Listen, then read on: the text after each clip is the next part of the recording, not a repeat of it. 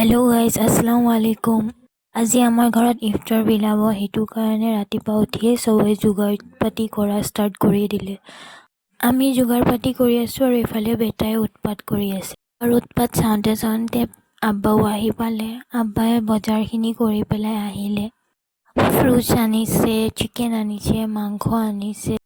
চিকেনখিনি আম্মাই কাটি মেলি ৰেডি কৰিছে আৰু ইফালে মই বুটখিনি বহাবৰ কাৰণে ৰেডি কৰি আছোঁ।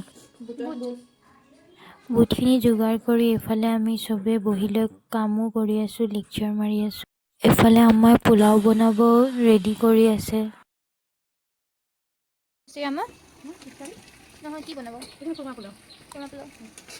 আম্মাই পিছফালে পোলাও বহাইছে আৰু মই ভিতৰত ক্ষীৰৰ যোগাৰ কৰি আছোঁ। ক্ষীৰৰ কাৰণে গাজৰ পিহিছে। কি বনাইছে ভাবি? এইয়া গাজৰৰ ক্ষীৰ সেইদিনাখন বনাওঁতে আৰু চবৰে ইমান ভাল লাগিলে, সেইকাৰণে আজি আকৌ দিম।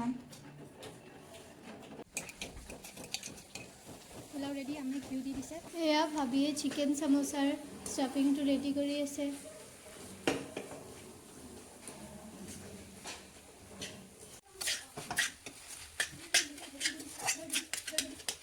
এয়া জাফিনে চামোচাৰ কাৰণে পুৰি বেলি আছে। আম্মাই ফুলৰিখিনি ভাজি আছে। ভাবিটো কি বেলি আছা?